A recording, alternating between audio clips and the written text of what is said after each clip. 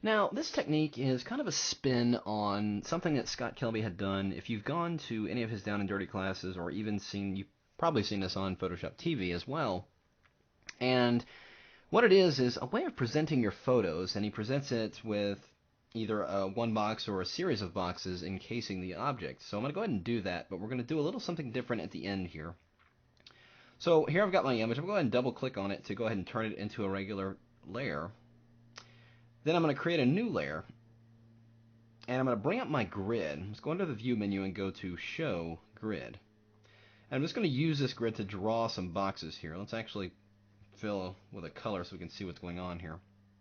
So I'm going to take my rectangular selection tool and just going to draw a box using the grid as a kind of a guide. You can see that the edges are snapping to that edge there. Now I've only filled this blue layer just for the sake of visibility. So on that empty layer, I'm going to Shift Delete to bring up the Fill dialog, and we're going to use 50% gray. Then, going to make a duplicate of the shape. It's going to do that really easily by holding down the Option Command key. Do you see, if I hold down the Option Command, you get a double arrow there. It tells me I'm about to make a duplicate. I'm also going to hold down the Shift key to drag it, constrain it to a left to right movement. And I'm just going to keep it one grid space in between there. We'll do it again to get a third box. So we have 3 evenly spaced gray boxes now.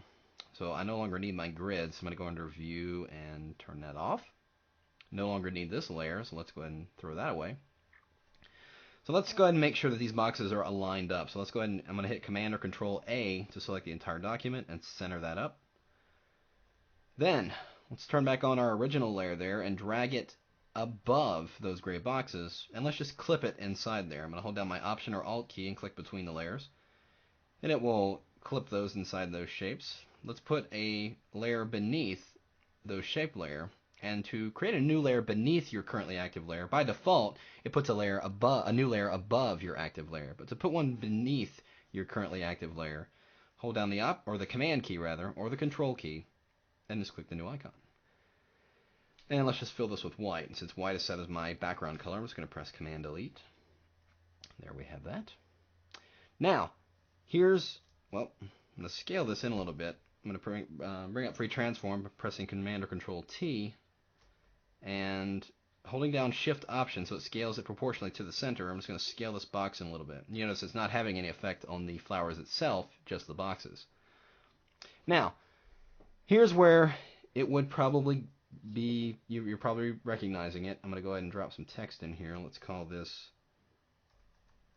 Yellow Rose, because I can't think of a better name.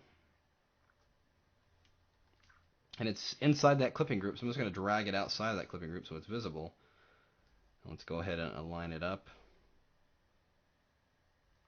I'll go ahead and leave it in blue text. So here's about where it would end. You would, got a nice presentation of a photo here. Well, I was thinking, what if I took it a bit further? Let's take our original flower image and duplicate it and drag it outside the clipping group so it's back in the background here.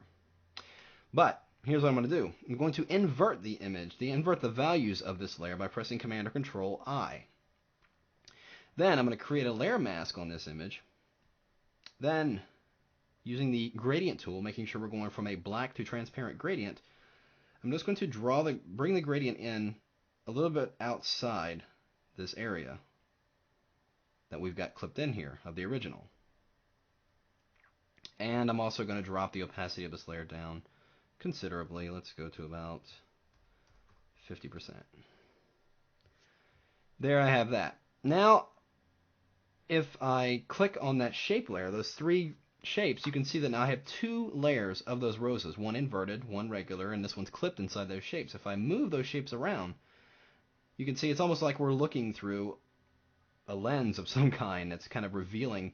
It's like a blurred version there, and then you can see it's lined up as I move this over.